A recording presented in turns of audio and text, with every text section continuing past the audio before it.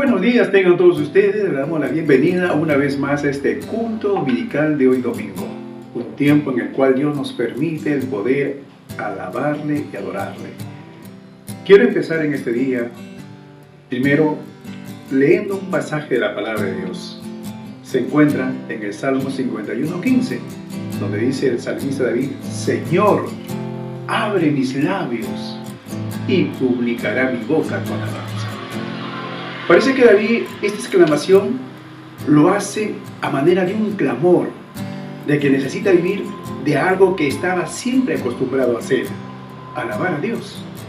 No hacerlo por compromiso, sino que quería hacerlo con todo su ser, como dar un grito de júbilo, de victoria. Quería exteriorizar su adoración a Dios. Alabar a Dios es un acto de fe.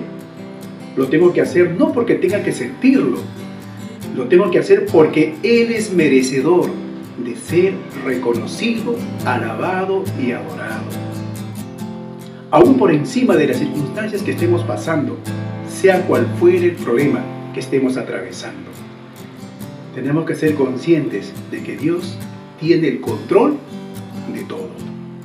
Por eso el salmista David en otro pasaje también dice: bendeciré a Jehová en todo tiempo, su alabanza estará de continuo en mi boca. Esa es la actitud que debemos tener, en todo tiempo alabar y adorar a Dios, no importando lo que estemos pasando. Así que vamos a empezar este día también orando al Señor para poner este servicio en las manos de nuestro Señor. Vamos a orar. Padre eterno, quiero agradecerte por este día que tú nos regalas, por este tiempo que tú nos permites, Señor, desde la comodidad de nuestro hogar, como iglesia, como cuerpo de Cristo, el poder unirnos, alabarte, adorarte, escuchar tu palabra, rendir y postrar nuestro corazón delante de ti, Señor, en gratitud y en reconocimiento de que tú eres el Rey de Reyes y Señor de Señores. Señor, enseñoréate en cada vida, en cada corazón, en cada hogar, en cada familia, en cada persona, Señor, que nos esté viendo a través de estas plataformas que son las redes sociales. Tú, Señor, glorifícate. Tú, Señor, toma control de principio a fin de este culto. Gracias, Señor, por darnos este día, por darnos la salud, por darnos la vida, por darnos el privilegio, Señor, de poder en este tiempo de adorarte y alabarte. Todo esto, Dios, te lo pido en el nombre de Jesús, tu amado Hijo. Amén y amén. Vamos a alabar a Dios y vamos a cantar con alegría como realmente Dios quiere que nosotros le expresemos desde lo más profundo de nuestro corazón. Alabemos al Señor.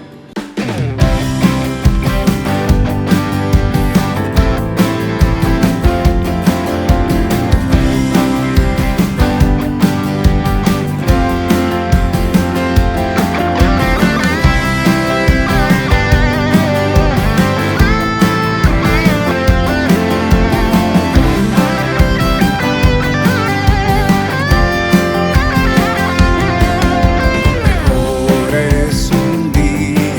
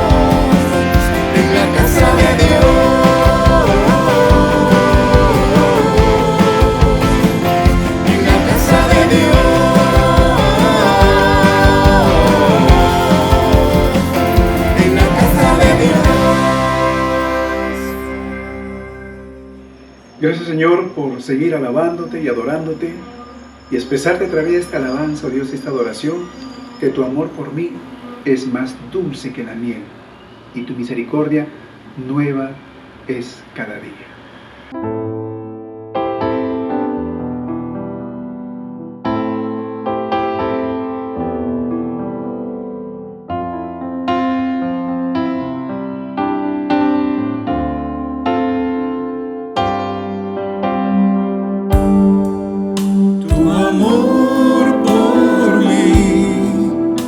Más dulce que la miel y tu misericordia es nueva cada día. Tu amor por mí es más dulce que la miel y tu misericordia es nueva cada día. Es por eso que te alabo, es por eso que te sirvo, es por eso que te doy todo mi amor. Es por eso que te alabo, es por eso que te sirvo, es por eso que te doy todo mi amor.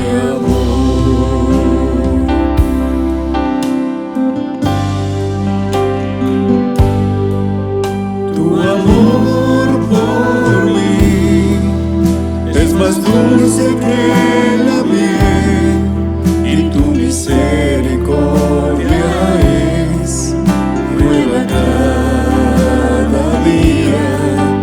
Tu amor por mí es más dulce que la miel y tu misericordia es nueva cada día. Es por eso que te alabo, es por eso que te sirvo, es por eso que te doy todo mi amor. Es por eso que te alabo, es por eso que te sirvo, es por eso que te doy todo mi amor. Es por eso que te alabo, es por eso que te sirvo, es por eso que te doy todo mi amor. Es por eso que te alabo, es por eso que te sirvo, es por eso que te doy todo mi amor.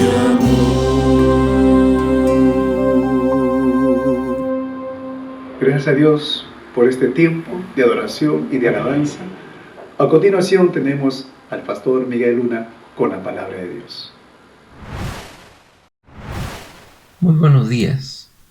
Hemos inspirado el título de la prédica del día de hoy en el versículo 16 del capítulo 6 de Romanos, que nos corresponde este domingo. Y este versículo dice: ¿acaso no saben ustedes que cuando se entregan a alguien para obedecerlo, son esclavos de aquel a quien obedecen? Claro que lo son, ya sea del pecado que lleva a la muerte o de la obediencia que lleva a la justicia. Por eso es que hemos dicho, ¿esclavos de quién? Permítanme ilustrar lo que a continuación les voy a compartir con un dato histórico. Este momento histórico nos habla de la construcción del puente de Choluteca en Centroamérica. Este puente se construyó con una longitud de 484 metros de largo, bastante grande. Fue construido en Honduras, Centroamérica, una región constantemente afectada por tormentas y huracanes. En 1996 se quiso asegurar un puente totalmente sólido para que pueda resistir condiciones extremas. Se le encargó a una firma japonesa a la que se le eligió para tal misión. Lograr una obra que no sea afectada por la furia de la naturaleza. El puente que se construyó fue una maravilla de la ingeniería. Los japoneses hacen bien su trabajo. El coloso fue inaugurado en el año 1998. En octubre del mismo año en que fue construido, sobrevino sobre la región el huracán Mitch, que hizo que caiga sobre esta zona 75 pulgadas de lluvia y tormenta durante 4 días. La masa de agua creció tanto que dicen que derribó prácticamente todos los puentes y menos el puente de Choluteca. Ahora, este puente permaneció macizo, inconmovible, como lo pueden ver allí, pero la tormenta recia hizo una pequeña modificación. Bueno, no tan pequeña. Cambió el curso del río hacia otro lugar. De tal manera que en esta foto aérea que ustedes tienen, se puede ver ahí el puente intacto, sólido, soportó las inclemencias de este huracán, pero queda el puente sobre nada y el río pasa a su costado. Yo creo que esta es una metáfora, podría usarse como una metáfora de lo que nos puede ocurrir en nuestra vida cristiana.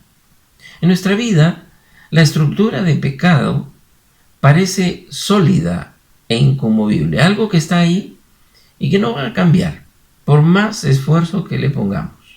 Efectivamente, sigue y seguirá ahí. Pero Dios nos ha dado una alternativa. Nos ha liberado de aquella estructura que guiaba el cauce de nuestra vida en forma aparentemente inmodificable.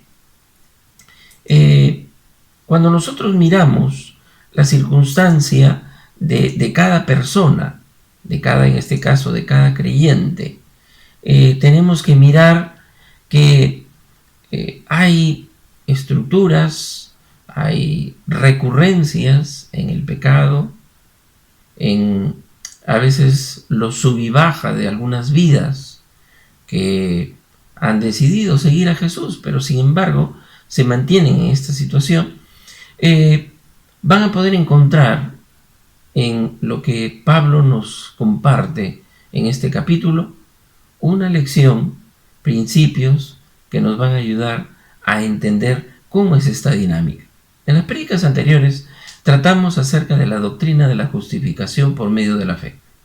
Sin embargo, ahora Pablo nos enseña que la gracia de Dios no solo perdona pecados, que sí lo hace, sino que nos libera de pecar. ¿Cómo? Lo vamos a ver.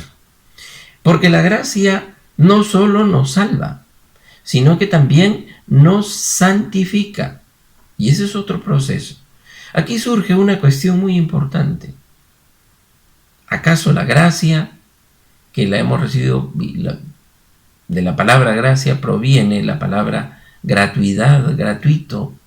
Entonces, ¿podría ser la gracia aquella que socava nuestra responsabilidad ética y podría promover el pecado por descuido, por exceso de confianza en que hemos recibido la gracia de Dios?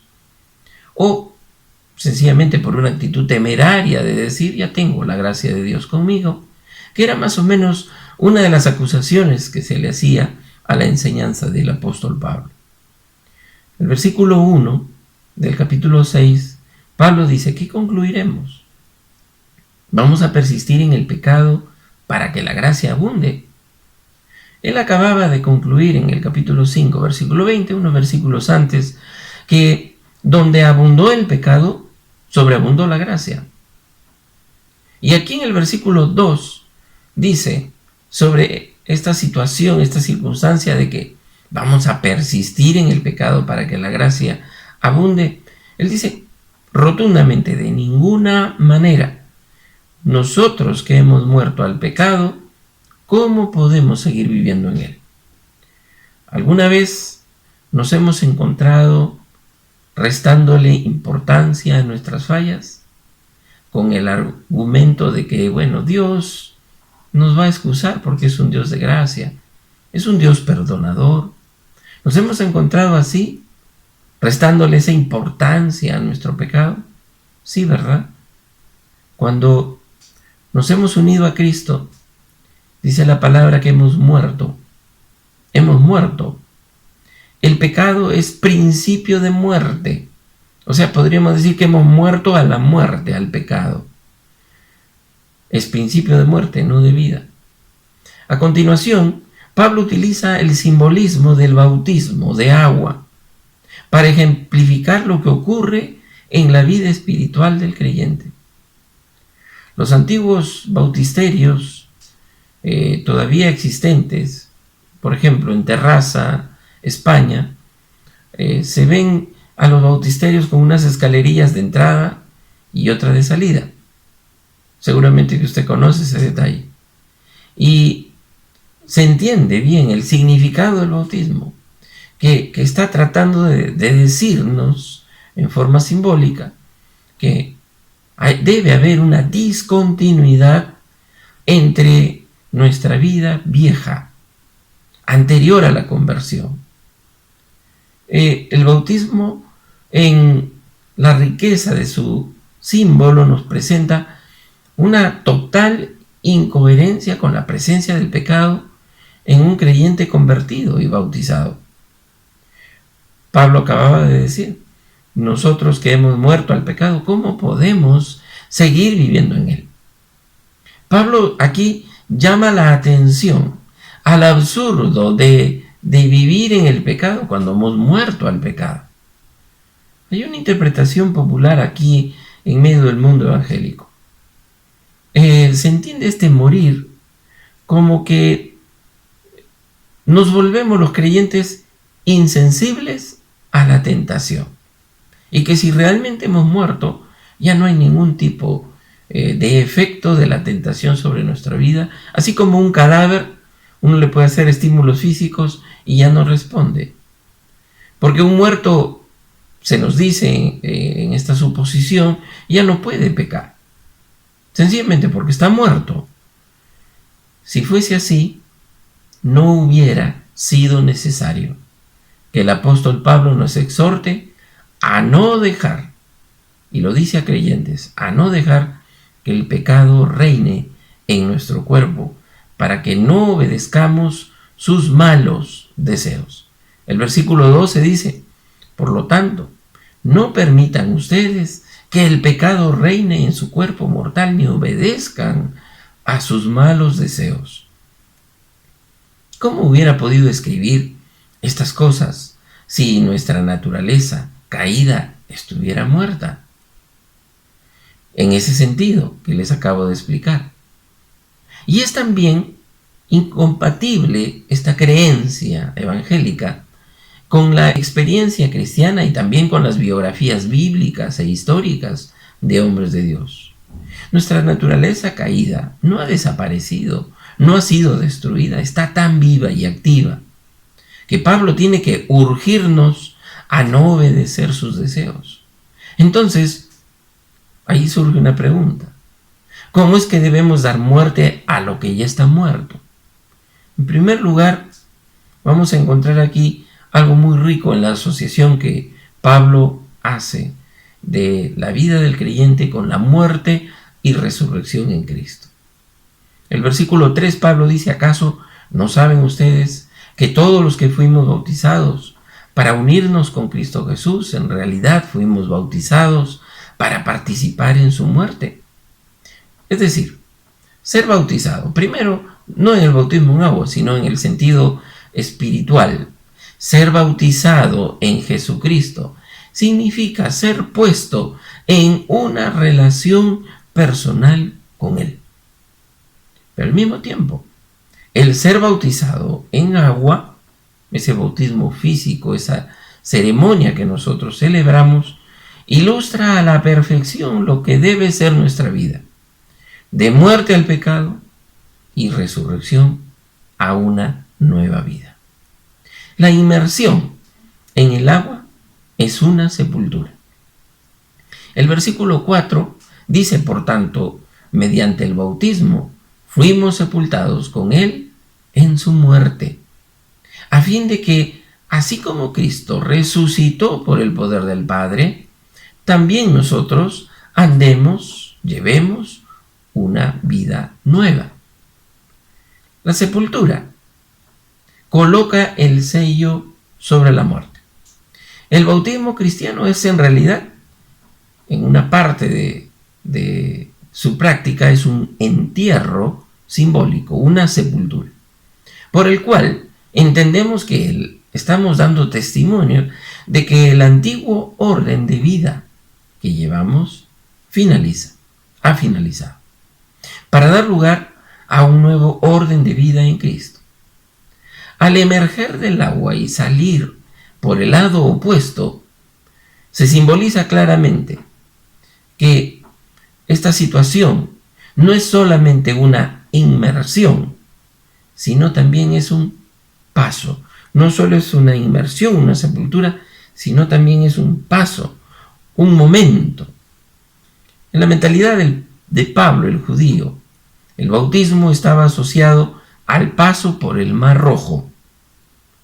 Paso por el Mar Rojo de la sangre de Cristo. Y así lo entendieron los judíos, creyentes aquí de la época de Pablo. Saliendo del Egipto de la servidumbre del pecado, se pasa así a un más o menos largo peregrinaje por la vida antes de entrar en el cielo de la tierra prometida. Por ello, un comentarista usa no solamente el término inmersión, sino también, para hablar del paso, usa el término de transmersión, que simboliza este paso y que esto se verifica en los creyentes. Así como entras por las escalinatas y sales por la otra, como se usaba en los bautisterios antiguos. Entonces, no solo es una inmersión o sepultura, sino también una transmersión, un paso hacia la patria celestial. Miren qué rico significado. Este morir se representa en las Escrituras más en términos legales que físicos. Es cierto que la Biblia nos habla de una muerte física, de una muerte espiritual, de una muerte eterna. Pero no solo estamos hablando aquí de un estado de inmovilidad, de inercia, sino cómo es que la justa pena por el pecado ha sido ya pagada en la cruz. Entonces muere mi culpa por medio de la justificación de la que hemos venido hablando en las prédicas anteriores. Nuestra unión con Cristo es vital, orgánica, dinámica, como injertados, como plantados en Cristo. Lo dice el versículo 5, porque si fuimos plantados juntamente con Él, en la semejanza de su muerte, así también lo seremos en la de su resurrección. Ese paso, plantados en la semejanza de su muerte y de su resurrección. Si nuestro viejo hombre, nuestro anterior estado espiritual, ha muerto con Cristo, ha sido crucificado legalmente, como ese puente de Choluteca, no es destruido, no ha desaparecido, ¿no? Pero está allí. Sin embargo, el Señor nos ha permitido salir de esa esclavitud, darle la vuelta, ¿no? Entonces, por eso es que hablamos y Pablo se encarga de explicarnos acerca de cómo es esto, de que estamos crucificando o hemos crucificado el viejo hombre. Pablo llama la atención del creyente sobre algo que ya sabe. Dice el versículo 6, sabemos. Fíjense, todos debemos saber esto. Sabemos que nuestra vieja naturaleza fue crucificada con él para que nuestro cuerpo pecaminoso perdiera su poder, de modo que ya no siguiéramos siendo esclavos del pecado.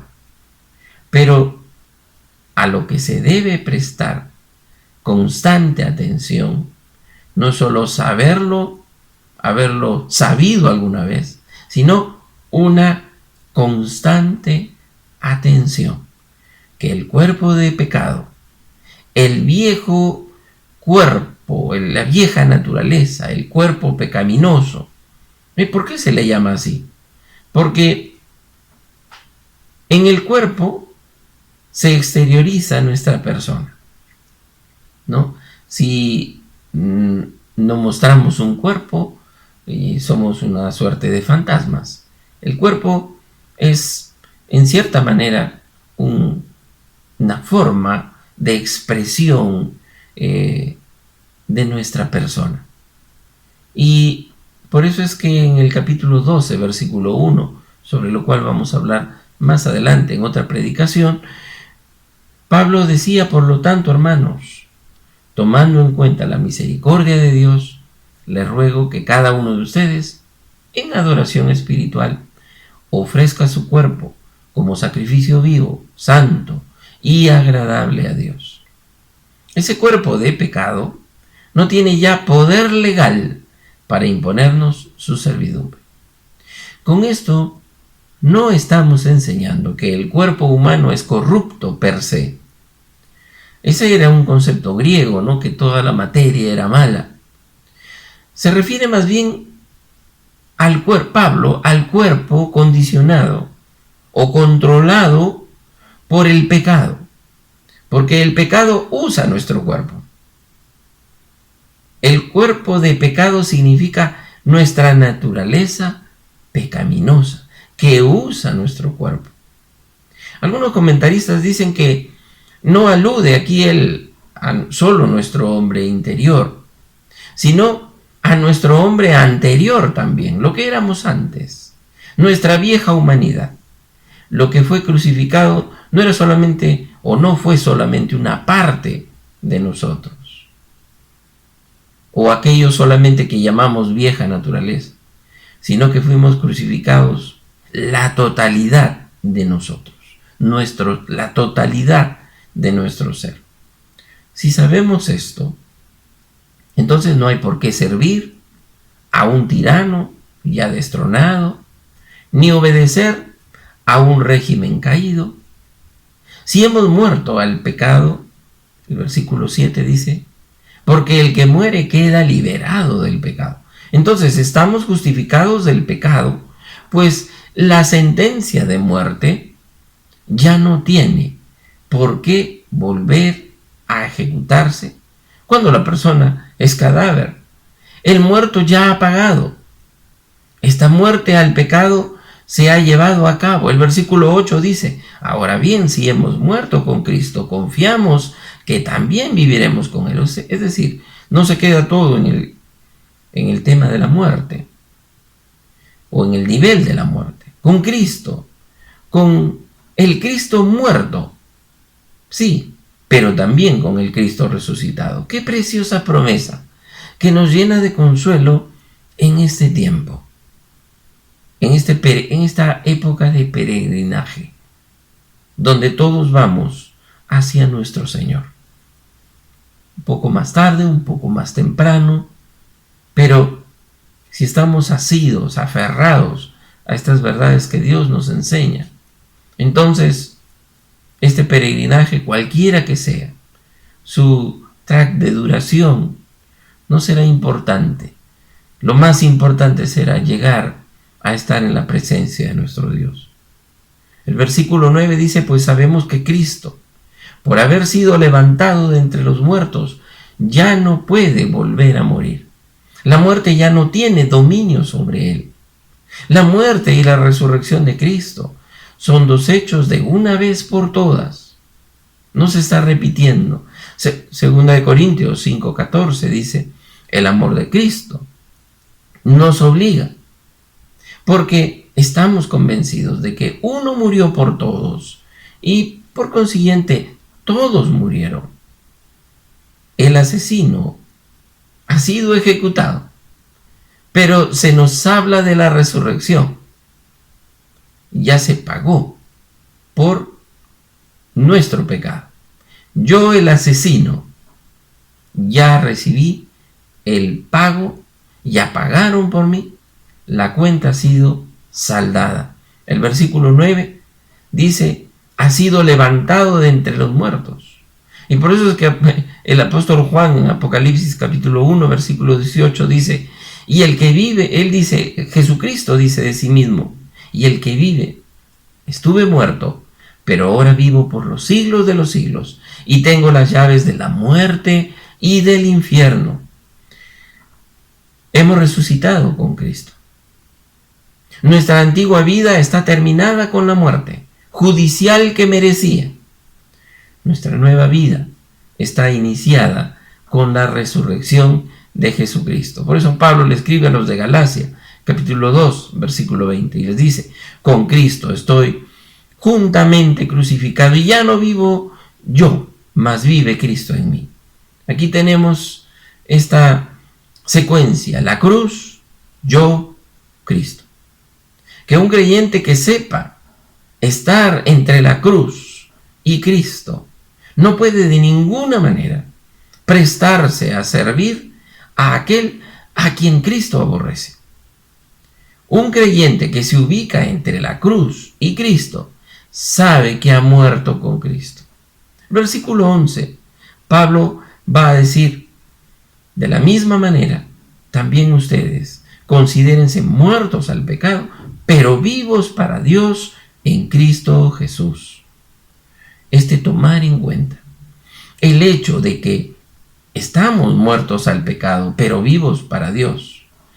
Tomar en cuenta no es solo una mera reflexión intelectual, es sí recordarlo, sino es estar velando a fin de que el pecado que ha sido destronado legalmente en nuestro interior no vuelva a levantar cabeza para dominarnos legalmente. Y tomando la metáfora que hacíamos del río Choluluca, que el río no vuelva a pasar debajo de ese puente. Que no nos engañe nuestro corazón al creer que se puede estar al servicio de Dios y sin embargo al servicio del pecado al mismo tiempo. Es como si nuestra vida estuviera escrita en 2 tomos. El tomo 1 terminó con las cuentas saldadas. Ya está pagada. La deuda pagada, la ley satisfecha, y ya no desearemos tener nada que ver con esto. Se está allí terminado. Puedes estar casado y vivir como soltero. Supongo que no es imposible hacerlo, pero basta que recuerdes quién eres y palpes tu anillo matrimonial, símbolo de tu nueva vida, y sabrás que tu condición es otra y no puedes vivir de otra manera.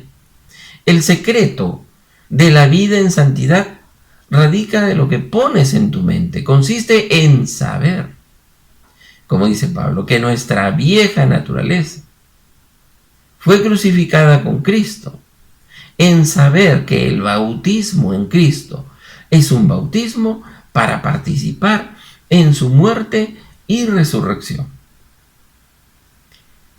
El cristiano regenerado no debería contemplar un retorno a una vida no regenerada, como tampoco puede un adulto volver a la niñez o una persona casada a su anterior estado civil. Aquí tiene que ver todo esto con este acto de lo que presentamos delante de Dios en adoración. El versículo 12 dice Pablo: por lo tanto, no permitan ustedes que el pecado reine en su cuerpo mortal, ni obedezcan a sus malos deseos. Pablo ha estado hablando hasta ahora de la situación legal del creyente frente al pecado. Al estar crucificados con Cristo, el cuerpo de pecado, nuestro cuerpo mortal que sirve de caja de resonancia al pecado, que todavía anida en nuestro interior, ha quedado destituido de su derecho a gobernar nuestra conducta. Las malas inclinaciones que anidan en nuestro interior, por ese pecado que ha perdido su derecho sobre nosotros. Es como un general que ha sido degradado, destituido de su cargo y que nos empieza a dar órdenes, pero no tiene derecho a ser obedecido. Hay que obedecer al general que le sustituye, no al anterior que fue degradado.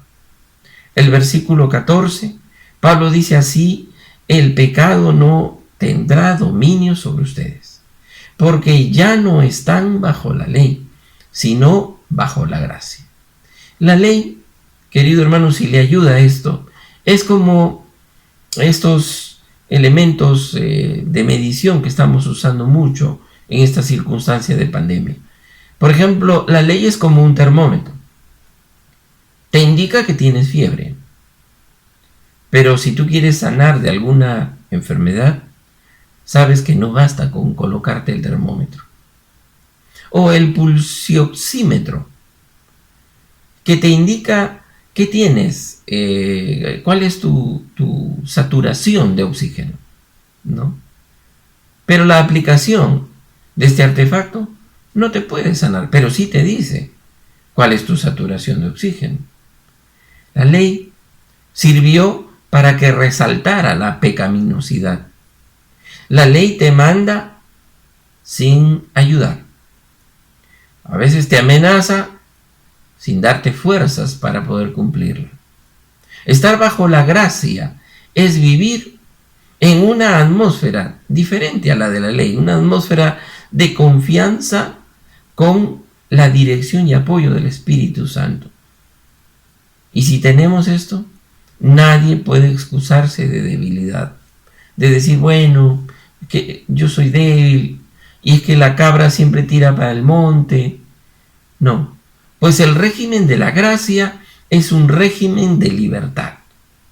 Podemos hacer lo que nos convenga, sí, pero dentro de la libertad que el Espíritu nos da. El versículo 15 dice: entonces ¿qué? ¿Vamos a pecar porque no estamos ya bajo la ley, sino bajo la gracia? Otra vez, de ninguna manera. Una gran verdad en esta época que tanto se habla de derechos y de libertad en nuestra sociedad es la siguiente: el ser humano no es autónomo ni independiente. Todo depende del amo que escoja. En cuarto lugar, queríamos decirles lo que el Señor nos aconsejó. ¿Saben? Le dijo a sus discípulos: no se puede servir a dos señores. Versículo 16, Pablo también dice: ¿acaso no saben ustedes que cuando se entregan a alguien para obedecerlo, son esclavos de aquel a quien obedecen? Claro que lo son, ya sea del pecado que lleva a la muerte o de la obediencia que lleva a la justicia. Los esclavos romanos eran capturados en la guerra o comprados a veces en el mercado de esclavos. No era que se ofrecían ellos mismos para ser esclavos y buscaban a los romanos para que los esclavicen. Habían sido sometidos imperativamente. Pero sí es cierto que existía la esclavitud, la figura de la esclavitud voluntaria.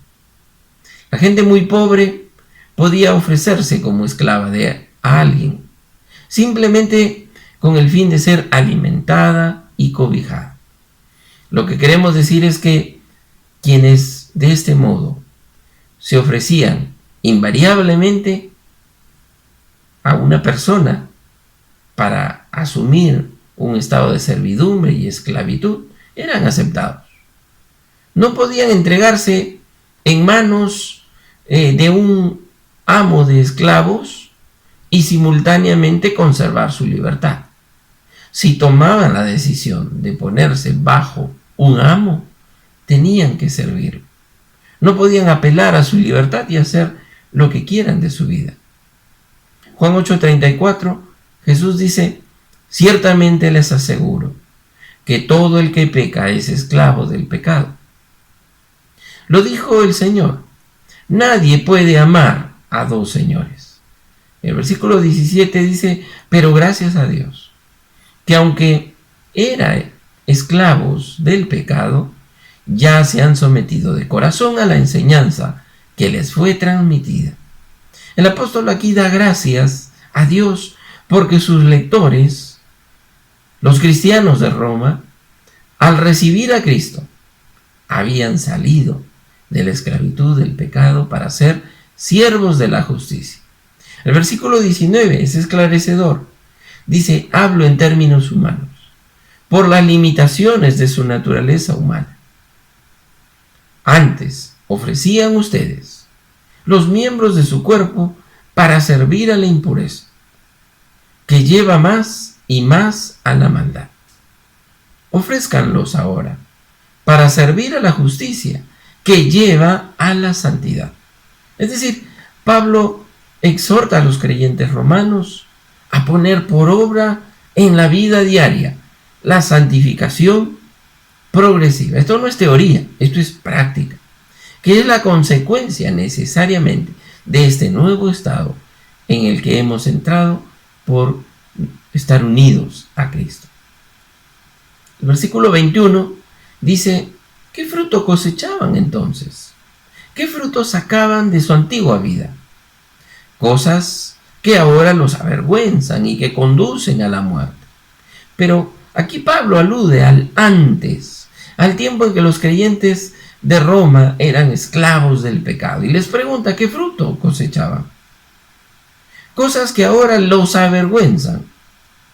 Sí, hay que reconocer, había fruto, pero era un fruto de perdición. Aquí sería bueno que nos preguntemos realmente cuán avergonzados y arrepentidos estamos de nuestros antiguos desvaríos. Una cosa es sentir el atractivo de la tentación y otra consentir. Miren, una cosa es sentir el atractivo de la tentación, con lo cual luchamos siempre, y otra consentir en la pecaminosidad a la que nos induce la tentación.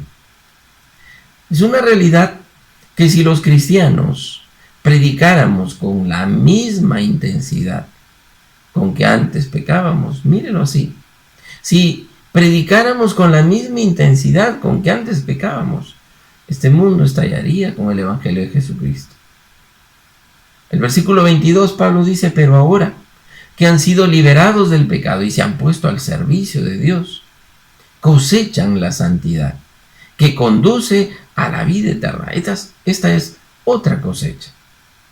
En la santificación se obtiene el fruto de aquella entrega a Dios en la conversión, cuando hemos obtenido la justificación de la que ya hemos estudiado.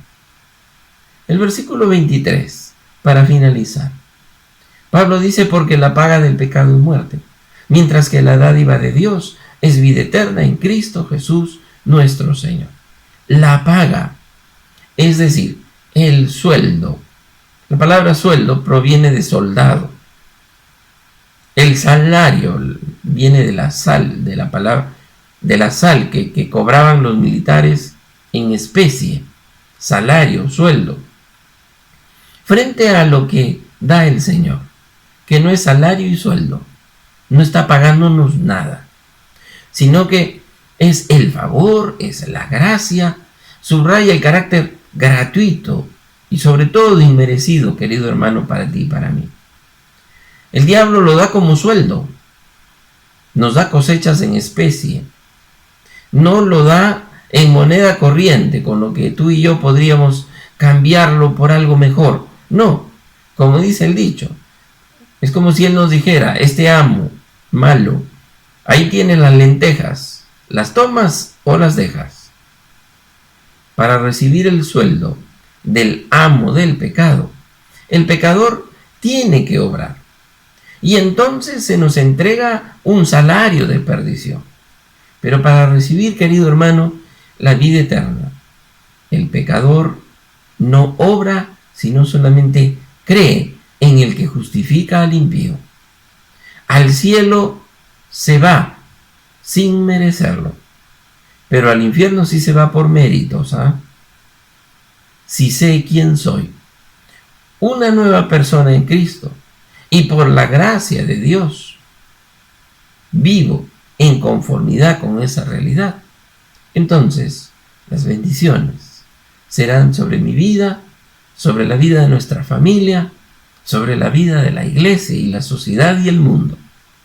Y sobre eso estamos desafiados a entrar, a servir a nuestro Señor con todo nuestro corazón. Que Dios les bendiga. Gracias, Pastor Miguel, por la exposición de la palabra. Iglesia, ahora queremos tener un tiempo para poder orar y agradecerle a Dios por su fidelidad hasta aquí con nosotros. Acompáñame a orar. Dios bueno, gracias en esta mañana por la oportunidad que nos das de poder escuchar tu palabra, y te estamos agradecidos por todo lo que tú estás haciendo en nuestras vidas, en la vida de nuestras familias, en la vida de nuestra iglesia, Señor. Te pedimos que tú nos sigas sosteniendo como hasta aquí, y realmente, Señor, estamos muy agradecidos por tu fidelidad en medio de nuestras vidas, con nuestros trabajos, con nuestra salud, Señor. Gracias por tantas razones por las que podemos darte gracias en esta mañana. Te adoramos, Señor, te bendecimos en el nombre de Jesús. Amén. Iglesia, ahora queremos compartir contigo algunos anuncios acerca de la marcha de la iglesia. Invitamos a todos los varones a nuestro próximo encuentro de caballeros ECA, esta temporada en modalidad virtual. El tema será Liderando en la Adversidad. Será este sábado 19 de septiembre de 9 de la mañana a 11 de la mañana. Se pueden inscribir llenando un formulario digital que pueden solicitar a Pepe Vega escribiendo al 99 44 83 748. Además, finalmente les adelantamos que el domingo 4 de octubre en nuestros cursos de ETE, los estudios bíblicos por extensión, iniciaremos el libro 2 de la vida de Jesucristo. Todas aquellas personas que llevaron el libro 1 son animadas a llevar también este segundo libro. Pueden inscribirse desde ahora al WhatsApp de Mercedes Estacio, que está en pantalla. Y finalmente, les informamos que a efectos de simplificar la operatividad tanto de ustedes como para la gestión administrativa, hemos decidido unificar las cuentas bancarias, dejando solamente una en soles y dólares en las dos instituciones bancarias con las que trabajamos. Estas cuentas se utilizarán para cualquiera de los conceptos necesarios, ya sea ofrendas, misiones, ofrendas especiales, entre otras. Asimismo, hemos creado este email tesorería@alianzamonterrico.org para que puedas hacernos llegar la constancia informándonos cuál es la finalidad del depósito. Te pedimos especialmente no omitir este último paso, pues nos ayudará a simplificar el trabajo administrativo en home office de nuestro personal. Seguimos trabajando para brindarte otras formas más prácticas para estos fines, las cuales te iremos informando conforme se puedan ir concretando. Ahora sí, iglesia, terminamos con la parte final de nuestro programa. Que llegó la hora de poder terminar este culto de adoración y que realmente meditemos en la palabra de Dios que hemos recibido en este día. Realmente Dios está siempre de nuestra parte, Él cuida de su pueblo y tiene el control de todo. Así que nos despedimos con esta preciosa alabanza. Dios nos trajo aquí para volver atrás. Dios no nos trajo hasta aquí para volver atrás. Nos trajo aquí a poseer la tierra que nos dio.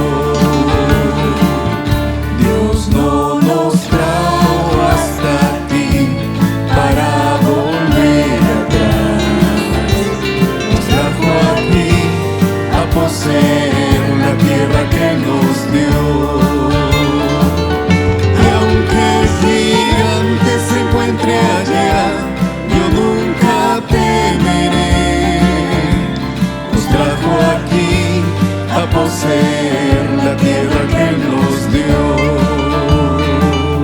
Y aunque el gigante se encuentre allá, yo nunca temeré. Nos trajo aquí a poseer la tierra que Él nos dio. Dios no nos trajo hasta aquí para volver atrás. Nos trajo aquí a poseer la tierra